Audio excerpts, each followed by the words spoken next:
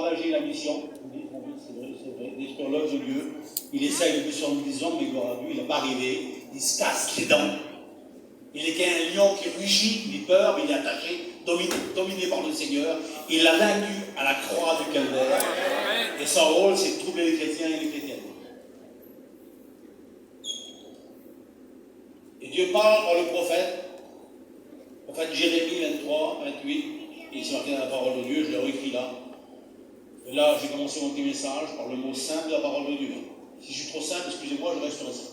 Ça vous dérange, non, ça ne me dérange pas. Que celui qui entend ma parole, moi, il y a une semaine arrière, je vais vous dire ce qui m'est arrivé, ça ne vous dérange pas.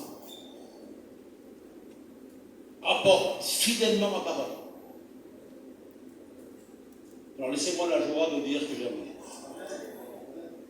Puis je ne suis pas un fanatique, je ne suis pas un rêveur, je ne suis pas un songeur, ça m'arrive très rarement. Par contre, ça m'arrive de temps en temps que Dieu parle. Vous aussi, frères et sœurs. C'est pas moi que j'écoute tout de suite audible comme Moïse, mais au fond de mon cœur, Dieu me parle. Il y a quelques temps là, j'étais découragé.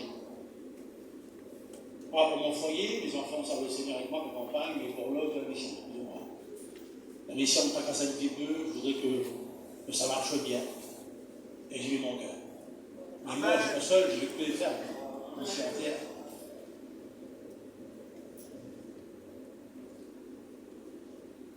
Et Dieu est venu. Alléluia. Croyez-moi-le, frère, ça ne vous dirait pas. Jeudi dernier, dans ma campagne, il y a une semaine de ça, ma femme est là, elle peut se lever, si ça veut. Moi, près de mon lit, j'ai des lunettes. Auprès de mon lit,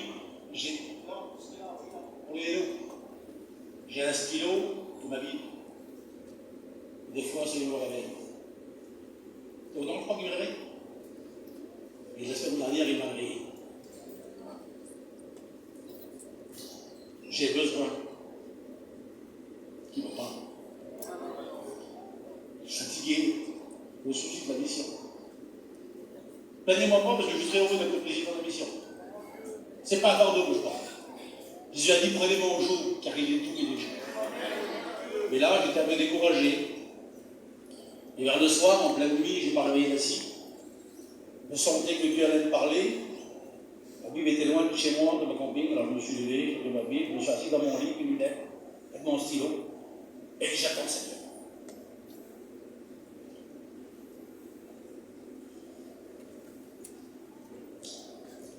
Et j'ai vu rentrer dans mon camping. Vous avez vu ce que faire. J'ai vu rentrer dans mon camping 9 personnages, un après l'autre.